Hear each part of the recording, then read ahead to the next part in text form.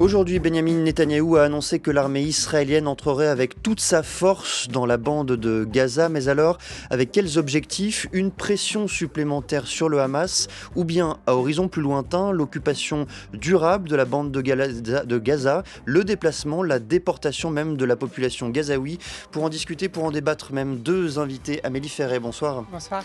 Vous êtes chercheuse à l'IFRI, responsable du laboratoire de recherche sur la défense. Face à vous, François Secaldi, bonsoir. Bonsoir. Vous êtes politiste et historien, chercheur à la chaire Histoire contemporaine du monde arabe du Collège de France, chargé d'enseignement à Sciences Po. Merci à vous deux d'être présents ce soir dans Questions du soir.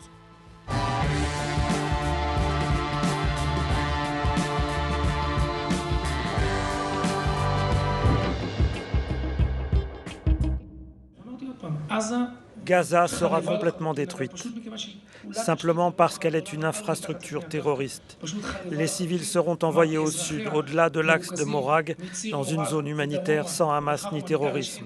De là, ils commenceront à partir en masse vers des pays tiers. Cela changera la réalité et l'histoire de l'État d'Israël pour les décennies à venir. Comment est-ce que vous analysez, Amélie Ferret, ces propos tenus par l'actuel ministre des Finances israélien, Bezalel Smotrich? Est-ce que vous identifiez là une désinhibition croissante sur le plan du discours, ou cela correspond dans le fond à la politique tenue et maintenue depuis de plusieurs années désormais? En ce qui concerne le discours politique israélien, ce qu'on peut remarquer, c'est qu'en fait, on a une extrême droitisation du discours politique qui est antérieure à 2023. En fait, depuis Au 7 octobre. au 7 octobre 2023, depuis que Netanyahou est au pouvoir, il a légitimé une partie de ses idées politiques, sans compter que le mouvement des colons, par ailleurs, a gagné de plus en plus de poids. Et il y a toujours eu un non politiquement correct très important. Et je me souviens, moi, d'affiches de campagne du Likoud qui disaient voilà, si vous voulez boire du vin, ne votez pas pour la joint list arabe dans les quartiers justement arabes pour faire appel aux chrétiens. Enfin, il y a toujours eu une désinhibition du discours. Par contre, ce qu'on peut voir, c'est que voilà, il y a en fait, on est dans une situation où il n'y a pas de plan clair et de stratégie par Netanyahou, qui voit et qui fait les choses un peu au jour le jour en fonction de ses intérêts politiques du moment, alors que dans l'aile droite de son gouvernement, il y a une vision politique qui est extrêmement construite et qui est justement dite. Et c'est ça qui est aujourd'hui le principal driver du gouvernement israélien. Et je rappelle d'ailleurs ce que rappelait lui-même l'historien Vincent Lemire sur les réseaux sociaux. Fin 2023, le ministre Shlomo Kari déclarait que, je le cite, « l'émigration volontaire doit parfois être imposée avant d'être consentie ». Son collègue Smotrich, encore lui, déclarait qu'il resterait 100 000 habitants à Gaza à la fin de la guerre contre 2,3 millions actuellement. François Secaldi, vous avez la même analyse, une désinhibition ou dans le fond une transparence sur la stratégie de l'extrême droite israélienne? Il y a des éléments de continuité, à mon avis, dans cette déclaration qui est par ailleurs extrêmement grave, je vais y revenir, et des éléments de rupture. Les éléments de continuité, c'est d'abord que Gaza est toujours occupé. Lorsque Smotrich dit qu'il est temps de cesser d'avoir peur du mot occupation et que Gaza sera totalement détruite, enfin pas totalement détruite, mais qu'il faut cesser d'avoir peur du mot occupation, il s'inscrit dans l'histoire de cette bande de Gaza qui depuis 67 est occupée. On a tendance à penser que en fait l'évacuation de Gaza de 2005 constitue la fin de l'occupation de Gaza. Or, c'est pas le cas. L'occupation se définit, c'est l'article 42 des conventions de l'Haye de 1907, est défini selon un territoire est occupé est considéré comme occupé lorsqu'il se trouve placé de fait sous l'autorité d'une armée ennemie. Je reprends les termes de cet article 42. Et l'occupation s'étend au territoire où cette autorité est établie et en mesure de s'exercer. Autrement dit, un territoire est considéré comme occupé dès lors que la puissance occupante, je reprends les termes là de la 4e Convention de Genève, en l'occurrence Israël, dès lors que la puissance occupante contrôle ou est en mesure de contrôler le territoire placé sous son autorité. Et c'est exactement ce qu'a fait le ministre de la Défense, Yoav Gallant, au lendemain du 7 octobre, lorsqu'il a dit on coupe tout, on arrête l'eau, l'électricité, etc. C'était un aveu d'occupation. Bon, il n'y avait pas besoin de cette déclaration pour savoir que le territoire était déjà occupé. Il l'était bien avant, et ça depuis 67. Donc, c'est pas la colonisation de peuplement qui caractérise l'occupation, c'est le fait de maîtriser un territoire. Et en l'occurrence, Israël maîtrise l'ensemble de ce territoire. Ça, c'est dans les éléments de continuité. Ça ne va pas changer la nature juridique, le statut juridique de la bande de Gaza. La bande de Gaza était occupée et reste occupée. Et le sera vraisemblablement demain. Ce qui change en revanche, c'est cette déclaration de transfert forcé de la population de Gaza, qui en fait est un appel à l'épuration ethnique, dont 100% a déjà été, quasiment la totalité a déjà été déplacée au moins une fois depuis le début de la guerre. Ce qui va changer probablement, c'est la recolonisation de Gaza à la situation antérieure. C'est-à-dire, quand je dis recolonisation, c'est-à-dire le fait que vraisemblablement des populations civiles vont s'y installer, ce qui là également est interdit par les conventions de Genève, je termine, et avec une menace d'annexion. Voilà. Amélie Ferret, vous souhaitiez réagir?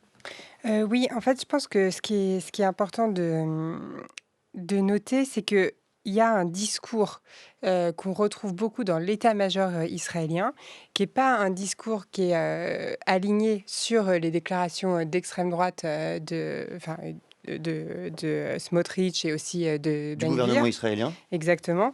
Puisque eux, ce qu'ils disent, c'est que militairement, c'est très compliqué d'occuper la bande de Gaza. Par contre, là où il y a effectivement une désinhibition, je trouve, depuis le début de la guerre, c'est que il y a ce discours qui, en fait, reprend un article d'Edouard Luttwak qui s'appelle « Give War a Chance », avec cette idée qu'en fait, on n'a pas vraiment donné son option sa possibilité à l'action militaire de poursuivre sa course, et que si on fait un blocus total de la bande de Gaza, sans eau, sans électricité, sans vivres humanitaires, etc., le Hamas, je rapporte des propos qui m'ont été tenus, le Hamas rendrait les armes en 2 semaines. Et c'est ça qui est très inquiétant, puisqu'il y a vraiment cette idée que finalement, la priorité, elle est donnée à l'objectif militaire d'éradication du Hamas et l'idée de se dégager de toutes les contraintes à la fois humanitaires et de droit international pour faire cet objectif. Et c'est ça qui est inquiétant parce que normalement, dans une démocratie, en fait, l'option militaire, elle n'est pas la seule qui prévaut. Il y a aussi des options, une vision politique ou une vision de la société civile qui balance un petit peu cette vision. Alors justement, essayons de comprendre de quoi serait fait ce plan de conquête qui est en cours de préparation. Israël annonce un plan de conquête dans la bande de Gaza. Son armée avance dans l'enclave et pousse les habitants à fuir. L'objectif de l'opération est de ramener nos otages, de renverser et de soumettre le régime du Hamas. Ces 2 objectifs sont étroitement liés. L'opération comprendra une vaste offensive visant à déplacer la majorité de la population de la bande de Gaza. Nous contrôlons le corridor de Morag. Désormais, nous morcelons l'enclave et nous augmentons la pression pour que nos otages nous soient rendus. Il n'y a aucun sens à engager des négociations, ni à examiner de nouvelles propositions de cessez-le-feu, tant que se poursuivent la guerre de la faim et la guerre d'extermination dans la bande de Gaza. Il n'y a plus rien. Ils ont tout détruit. Il n'y a plus de vie, ni même de quoi survivre à Gaza. Qu'est-ce qu'ils pourraient bien nous faire de plus? Vous l'avez dit, François Sekeldi, ce qu'il y a peut-être de plus nouveau dans ce plan de conquête, c'est le déplacement massif de la population gazaoui.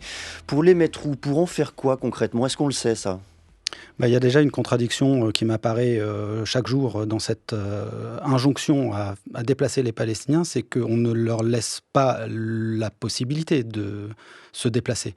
Alors, c'est pas évidemment souhaitable, évidemment, parce que les Israéliens parlent de départ volontaire, ça n'a absolument rien de volontaire, c'est pas un choix. Les Palestiniens sont mis dans une situation de contrainte absolue entre partir ou mourir, et donc c'est pas un choix, c'est une épuration ethnique, c'est-à-dire un déplacement forcé d'une population d'un territoire à un autre de manière systématique et institutionnalisée. Donc, de ce point de vue-là, je ne sais pas bien quel est le plan vers l'Égypte, mais l'Égypte, évidemment, refuse cette option pour des raisons évidentes, et elle a menacé par ailleurs de mettre un terme au traité de paix de 1979 avec Israël, et ça la mettrait en très grande difficulté dans le Sinaï si elle venait à avoir 2 millions et quelques de Gazaouis qui viendraient s'installer. Donc, Donc cette option est évidemment pas envisageable. En rappelant, Il y a aussi le plan jordanien, j'allais dire. Est-ce que là aussi, ça peut même être crédible intellectuellement? Ni intellectuellement, ni politiquement, ni humainement. C'est pas crédible. C'est la garantie d'une catastrophe. On est déjà dans une catastrophe humanitaire, mais une supplémentaire. Donc j'ai du mal à voir comment concrètement ça pourrait se faire, et à moins que ce soit fait dans des conditions déplorables. Et par ailleurs, ça reste interdit par le droit international. Je le répète, c'est complètement juridiquement et déontologiquement inacceptable. Amélie Ferret, vous étiez il y a peu en Israël. Que vous ont dit justement les états-majors, les militaires que vous avez rencontrés sur ce plan de conquête? Est-ce qu'ils savent eux-mêmes, j'allais dire, ce qu'ils sont en train de faire et d'opérer? C'est ça qui est très intéressant, c'est qu'en fait, l'état-major, en fait, historiquement en Israël, il y a une opposition entre l'échelon politique qui a une vision plutôt grand Israël annexionniste et l'état-major. Parce que la vision politique, c'est donc de faire le grand Israël et de faire bouger les frontières d'Israël pour agrandir le territoire. Et la vision de l'état-major, c'est sécuriser une armée qui ait un format acceptable, sachant qu'Israël a aussi des contraintes budgétaires comme nous, on en a en Europe et partout ailleurs. Donc même s'ils consacrent beaucoup à leur défense, ils ne peuvent pas indéfiniment consacrer encore plus à la défense, et donc qui est plutôt partisane du retrait des territoires. Donc là, la vision, c'est de ce qu'ils appellent donc réduire les poches de résistance du Hamas. Et donc, en fait, ce qui est très glaçant et très étrange en même temps quand on parle à des gens de l'état-major, c'est qu'ils expliquent que le succès tactique pour eux de l'opération, c'est lié à l'évacuation des civils. Donc, eux, ce qu'ils disent, c'est parce qu'on a réussi à évacuer les civils, on a pu appliquer une puissance de feu, donc ça veut dire des bombes avec un tonnage qui est très important, sans précédent. Et donc, c'est pour ça qu'on a eu très peu de pertes. Et c'est pour ça qu'on a réussi à détruire une partie importante des capacités militaires du Hamas. Mais sur ce point, pardonnez-moi, je vous coupe, cela veut dire déporter ces populations en dehors de Gaza, en Égypte ou en Jordanie, ou cela veut dire les parquer dans l'extrême sud de la bande côtière? Eux, ce qu'ils m'ont expliqué, c'est qu'ils faisaient des zones où ils mettaient les civils. Ensuite, parce qu'ils ont un problème d'identification des militants du Hamas qui sont cachés dans la population, d'après eux. Et donc, ce qu'ils font, c'est qu'ils mettent des civils dans une zone et ensuite, ils leur disent, là, vous pouvez aller dans une autre zone et on vous escorte. Et lors des escortes, ils utilisent des drones pour faire de la reconnaissance faciale ou de la reconnaissance sonore et du coup repérer les membres du Hamas. Repérer des membres du Hamas et aussi prendre des prisonniers. Qui ensuite peuvent soit donner des informations, soit sont aussi utilisés comme levier de négociation dans les échanges. Et donc, là, ce qui, moi, m'inquiète plus qu'un transfert de population, c'est une forme, en fait, d'épuisement de la population palestinienne avec des gens qui sont déplacés des dizaines de fois justement en très peu de temps. Et c'était un peu ce qui s'était passé pour les Arméniens. Et donc, c'est plutôt ça, à mon avis, qui se met en place qu'un transfert massif de population, puisque, effectivement, ce ne sera pas possible au niveau de l'Égypte et de la Jordanie, et que les États-Unis ne sont pas enclins à, apparemment, parce qu'avec Trump, il faut toujours dire apparemment, à utiliser le levier de l'aide militaire américaine pour forcer ces pays-là à accueillir du coup des Gazaouis. Et donc moi, j'ai l'impression qu'on se dirige plus justement vers ce déplacement infini de la population gazaoui à l'intérieur de la bande de Gaza. On parle beaucoup dans le même temps, François Sekaldi, pour justement évoquer cette nouvelle opération du modèle dit de Rafah, c'est-à-dire qu'on prend concrètement une ville, qu'on la vide, qu'on la stérilise, même qu'on la rase. Est-ce que c'est ce qui pourrait arriver à la ville de Gaza elle-même, qui aujourd'hui, j'allais dire, renferme 800 000 habitants? Oui, effectivement, le terme de stérilisation est un terme employé par les militaires israéliens. C'est le cas notamment à Hébron, dans les rues dans lesquelles les Palestiniens ne peuvent pas marcher. Ils emploient ce terme de stérilisation, c'est les rues stérilisées. C'est employé par l'ONG Breaking the Silence, qui est une ONG de militaires israéliens qui rapporte cette terminologie. On peut imaginer effectivement qu'elle soit employée aussi à Gaza. Le plus vraisemblable, si une partie devait être annexée de la bande de Gaza, ce serait le tiers nord, c'est-à-dire celui qui se trouve au nord de Wadi Gaza, dans le couloir de Netzarim. Oui, la bande de Gaza est déjà un endroit hyper densément peuplé. Je ne sais pas comment ça pourrait concrètement se passer. La situation humanitaire ne peut pas perdurer comme ça éternellement et vider un tiers, ça supposerait de rajouter toute cette population dans les 2 tiers sud restants. J'ai du mal à voir, mais c'est apparemment ce qui se profile. Amélie Ferret, sur le remodelage géographique dont on parle aussi énormément, là aussi, à quoi ressemblerait la bande de Gaza dans quelques mois, dans quelques années, selon les ministres israéliens? En fait, comme je disais, le côté très spécifique et inédit de cette opération, c'est la puissance de feu, c'est-à-dire le niveau de destruction qui est corrélé aux systèmes d'armes qui sont employés. Et en plus, il y a un système, enfin, c'est aussi des systèmes qui reposent sur une forme d'utilisation préventive, c'est-à-dire que quand ils font une manœuvre terrestre, en fait, ils vont utiliser des logiciels de modélisation pour voir quels immeubles pourraient servir de cache à des militants du Hamas pour être des snipers ou alors pour poser des IED, donc des explosifs en fait, ou des sortes de mines artisanales, et ils les détruisent préventivement. Donc, comme je disais, en fait, c'est toujours une question de rationalité. Et le problème ici, c'est que la rationalité militaire, elle est systématiquement... on lui donne la priorité par rapport aux civils. Et l'autre problème aussi qu'on peut voir d'un point de vue militaire, c'est que l'objectif affiché, c'est de réduire les poches de résistance du Hamas. Mais ce qu'il faut voir, c'est que le Hamas, aujourd'hui, il fait quasiment plus d'opérations. Ils font très peu d'embuscades, ils font plus de défense active, c'est-à-dire d'endroits où ils sont un petit peu fortifiés, ils essayent d'empêcher le passage des Israéliens, parce qu'ils n'ont plus beaucoup d'armement et parce qu'aussi leurs rangs ont été décimés, même si aujourd'hui il y a d'autres recrues, c'est des recrues qui ne sont pas entraînées et qui n'ont pas d'armement. Donc en fait...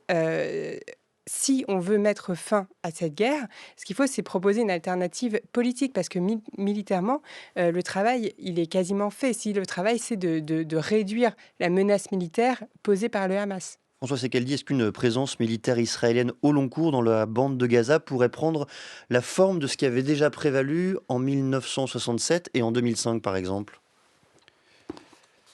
Il faudrait préalablement favoriser l'installation de populations civiles israéliennes dans la bande. Alors il y a tout un mouvement effectivement qui demande cette réinstallation, si j'ose dire, cette réoccupation, même si je l'ai dit, c'est déjà occupé, de civils israéliens. Et là encore, je ne sais pas comment ça pourrait se passer, mais il est vraisemblable en tout cas que les déclarations de Smotrich vont dans ce sens. Je voudrais vous faire entendre un témoignage, une série de témoignages liés à la famine à Gaza, à la difficulté de vivre et de survivre dans la bande côtière. Des sons et un reportage obtenus grâce à Public Sénat. Je n'ai même pas 12 ans et j'ai été témoin de plusieurs guerres. Il y a 2 mois, l'ennemi israélien a fermé les points de passage vers Gaza et a interdit l'entrée de nourriture et de médicaments. Et maintenant, nous souffrons de la faim.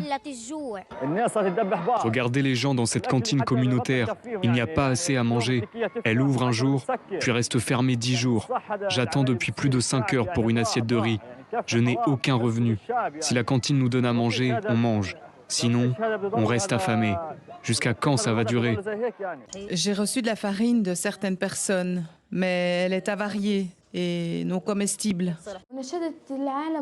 J'ai lancé un appel au monde entier pour qu'elle puisse se faire soigner à l'extérieur ou pour que les frontières s'ouvrent. ou au moins pour que le lait nécessaire soit autorisé à entrer. Mais rien n'y a fait. Et elle est décédée aujourd'hui. À ce stade, Amélie Ferret, quelle est la stratégie même du Hamas? Est-ce que le mouvement islamiste n'est pas en train de sacrifier aussi totalement la population gazaoui? C'est difficile de répondre à cette question parce que on ne peut pas imputer la responsabilité des morts gazaouis que au Hamas, puisqu'ils sont quand même morts sous les bombes israéliennes. Après, le Hamas est dans la population civile, conduit des combats en zone urbaine et par ailleurs a une stratégie qui est classique en contre-insurrection, dite de hit and run, c'est-à-dire qu'ils vont en fait laisser les Israéliens s'embourber dans Gaza et donc avoir de l'attrition, c'est-à-dire des pertes de temps à autre, et eux vont se terrer et donc fuir les combats justement de manière à préserver leur force. Si je qualifie ainsi la stratégie du Hamas, c'est parce qu'on lit beaucoup, on entend beaucoup qu'il joue la montre, comme on dit, et qu'il tente de gagner du temps, espérant, comme vous l'expliquez, que l'armée israélienne s'embourbera à Gaza. Mais la population qui paye le prix, c'est bien justement la population gazaoui de ce point de vue-là. Tout à fait. Après, je pense que le Hamas, ils ont aussi une stratégie politique qui est assez novatrice, comme on l'a vu dans la libération de l'otage américain, enfin israélo-américain, où en fait le Hamas a utilisé des relais proche de l'administration Trump, et notamment une personne qui était le président du groupe Les Arabes pour Trump, parce qu'on se souvient que dans les swing states, il y avait des communautés arabes qui justement hésitaient entre voter pour Kamala Harris alors que le bilan de Biden sur Israël-Palestine était désastreux, ou voter pour Trump en se disant finalement Trump il est disruptif et peut-être que ça changera. Et donc ils ont réussi à utiliser donc cette courroie-là des gens qui sont donc proches de Trump pour négocier directement et pour corneriser les Israéliens. Donc c'est pour ça que politiquement, je pense que le Hamas a proposé et propose régulièrement la libération de tous les otages en échange d'un arrêt de la guerre. Il y a par ailleurs le plan arabe avec cette idée de remettre l'autorité palestinienne, de mettre les dirigeants du Hamas en exil et de reconstruire une autorité palestinienne. Là, il y a eu samedi dernier un titre de Jerusalem Post qui disait que Trump allait, selon certaines sources du Golfe, reconnaître l'État de Palestine. Donc, je pense que la stratégie du Hamas, elle n'est pas simplement militaire, elle est aussi politique, et ils essayent de trouver une voie de sortie politique, sachant que militairement, c'est vrai qu'ils jouent la montre et que ça joue pour eux. Votre point de vue, François Sekaldi, sur la stratégie du Hamas, est-ce qu'il tente aussi, d'une manière ou d'une autre, de renouer avec le cadre des négociations ? D'abord, j'aimerais préciser, enfin en tout cas dire quelque chose sur cette responsabilité. Moi, il me semble que la responsabilité, elle est d'abord celle d'Israël. On n'a, en temps de guerre, pas le droit de s'attaquer à des populations civiles. Donc il me semble que là, la question est très claire. C'est un fondamental du droit international humanitaire. Et de ce point de vue-là, il m'apparaît que la responsabilité est complète. Pour revenir peut-être sur... Elle est complète du point de vue israélien. Oui, il y a pas, je vois pas de... tous les arguments qui sont avancés par les Israéliens pour justifier leur bombardement ont été tous déconstruits juridiquement. Donc cette question, elle m'apparaît assez clairement. C'est eux qui, depuis le 2 mars, je vous rappelle, ont complètement bloqué totalement l'aide humanitaire. Donc ça fait plus de 2 mois maintenant qu'il n'y a plus rien qui rentre à Gaza. Alors il y a tout un débat qui a été mené, les Israéliens, sous peut-être la pression, ont évoqué l'idée de laisser l'armée le soin de gérer la distribution d'aide humanitaire à Kerem Shalom, Karam Abou Salem, dans le sud de la bande de Gaza. Les Américains, en réponse, ont proposé la création d'une fondation sans donner plus de précision sur la nature, la fondation, les personnes impliquées, etc., ces missions. Et puis, dans les deux cas, en fait, les acteurs humanitaires disent que toutes ces deux options, quelle qu'elle soit, la fondation ou un point de passage unique, jugent que ces propositions sont inacceptables parce qu'elles contreviennent à tous les standards élémentaires de distribution d'aide alimentaire et d'aide humanitaire et du droit international humanitaire. Les formules proposées, en fait, imposent un point de distribution fixe qui fait craindre des mouvements, là encore, massifs de est dangereux, impossible par exemple pour les personnes vulnérables de se rendre pour récolter l'aide humanitaire.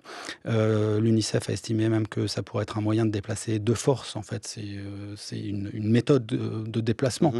Voilà, les quantités distribuées sont pas précisées, mais les modalités suggèrent que c'est des quantités dérisoires au regard des besoins. Voilà, donc toutes ces modalités tendent à institutionnaliser une situation qui, par nature, donc, est contraire au droit international humanitaire, et donc limiter ou priver d'accès à la nourriture et à l'aide humanitaire en général toute une population, c'est faire porter la responsabilité à l'ensemble d'une population, et ça, c'est la punition collective, c'est ça en droit international, est interdite, ce qui était déjà le cas avant le 7 octobre, c'est-à-dire toute la période du blocus de 2007 à 2023, le blocus de la bande de Gaza, c'était une punition collective à l'endroit des Palestiniens. Amélie Ferret, quid de la société israélienne? Est-ce qu'il existe des mouvements sociaux, politiques qui font pression sur le gouvernement de Benyamin Netanyahou? Ou est-ce que, là aussi, la mort des Gazaouis, des Palestiniens, est absolument invisibilisée? Alors, ce qui est intéressant, c'est que il y a plusieurs courants qui traversent la société israélienne. La société israélienne, je dirais pour l'ensemble de la société, les Palestiniens et encore plus les Gazaouis, c'est très abstrait. C'est-à-dire qu'ils ne voient pas en fait les images des civils gazaouis et Ils ne voient pas, c'est-à-dire il n'y a même pas sur les réseaux sociaux de diffusion comme sur les nôtres de ces images terribles? Al Jazeera a été interdit. Par ailleurs, les réseaux sociaux, comme vous le savez, il y a des boucles algorithmiques. Et en fait, quand on va en Israël, on est remis dans une temporalité perpétuelle qui est celle du 7 octobre, avec les otages partout. Et donc, ceux qui ont pris les otages, ce sont eux. Et eux, c'est donc les Palestiniens et a fortiori les Gazaouis. Donc, en fait, et par ailleurs, je rappelle que Israël est une armée de conscription et de réservistes. Donc en fait, vous avez énormément de réservistes qui sont déployés à Gaza. Donc quand vous avez vos enfants, votre compagne, etc., ou compagnon qui est à Gaza, eh ben, c'est nous contre eux. Donc on est dans cette logique-là. Par ailleurs, ce qu'on voit, c'est qu'il y a une grosse fatigue de la part des réservistes, qui n'est pas liée à des raisons humanitaires, mais qui est liée au fait que, en fait, c'est très difficile et par ailleurs, ça coûte très cher à l'armée israélienne parce qu'en fait, le salaire des personnes qui sont réservistes et qui vont du coup en opération à Gaza est compensé par l'armée. Par l'armée. Donc aujourd'hui, en fait, c'est l'armée la plus chère du monde, finalement. Donc il y a une question de soutenabilité de ça. Après, il y a la question Netanyahou. Et moi, ce qui m'a frappé justement dans les entretiens que j'ai faits, c'est qu'il y a un désaveu quand même très fort de Netanyahou, qui par ailleurs va régulièrement devant les juges pour s'expliquer dans le cadre de ses procès. Il y a des manifestations contre Netanyahou. De Netanyahou en particulier ou de l'ensemble de son gouvernement?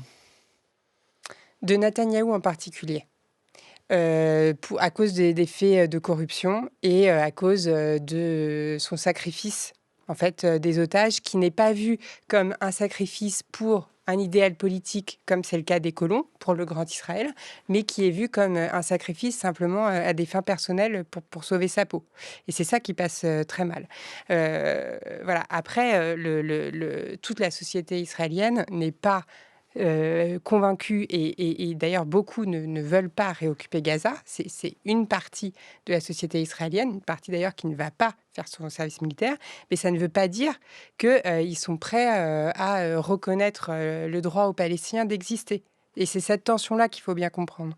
La voix du politiste et chercheur aux séries à Sciences Po, Sami Cohen, il était l'invité l'autre jour des Matins de France Culture. L'État juif d'aujourd'hui, ce ne sont pas les descendants de la Shoah. Aujourd'hui, c'est un État, comme tous les États, c'est un léviathan. C'est un monstre froid qui se permet de prendre toutes les mesures et toutes les décisions les plus cruelles à partir du moment où il a le sentiment que son existence est en danger. Et donc, la société donne carte blanche à l'armée israélienne d'agir comme elle veut, notamment par la pression de l'arme alimentaire. À partir du moment où le gouvernement israélien, Netanyahou, a décidé de partir, de faire une offensive de grande envergure contre le Hamas. Il y a cette idée que désormais, on peut tout se permettre et on s'en fiche du droit international. On s'en fiche de la réprobation internationale. Là, on a un grand changement de paradigme par rapport au passé, à des périodes où les gouvernements tenaient compte de l'opinion publique internationale. Ce n'est plus le cas aujourd'hui. Sur le plan du droit international et même de l'approche internationale, François Secaldi, il y a un faisceau d'indices qui laisse entendre que les relations entre Trump et Netanyahou seraient en train de se distendre. J'utilise le conditionnel à dessein. Est-ce que cela peut être un moyen de pression efficace tout de même justement sur Benyamin Netanyahou vis-à-vis de sa politique actuelle à Gaza ? Je réponds immédiatement à votre première question et puis ensuite je reviens sur quelques éléments sur cette relation distendue que vous avez évoquée. Manifestement, la libération de l'otage ce week-end et d'Anne Alexander, la réaction de Netanyahou laisse supposer que vraiment il ne tient pas du tout compte et que ça ne va absolument rien changer sur la politique de Netanyahou dans la bande de Gaza. Bon, maintenant sur la politique américaine et sur les différentes inflexions qu'on a pu observer ces derniers jours et ces dernières semaines. Bon, le problème avec Trump, c'est que c'est une politique complètement erratique, instable, imprévisible, et qui, au fond, ne semble être guidée que par l'intérêt de Trump lui-même et son aversion de se sentir contraint ou influencé, même par ses alliés les plus proches. Donc voilà, il faut, je crois, avoir ça à l'esprit avant de commencer à réfléchir à la politique de Trump. Mais en tout cas, ce qu'on peut observer ces derniers jours, ces dernières semaines, c'est qu'effectivement, il y a une relation qui se distend, qui est distendue. On a vu en avril 2025, bon, il y a plein d'éléments qui accréditent cette idée. Les tarifs douaniers de 17% qui allaient être imposés aux produits israéliens importés aux États-Unis.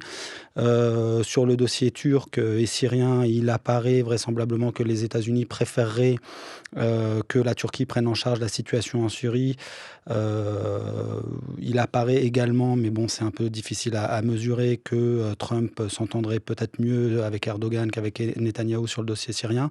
En tout cas, on a vu aussi que Netanyahou s'était récemment plaint de la possibilité de vente d'avions F-35 des USA à la Turquie.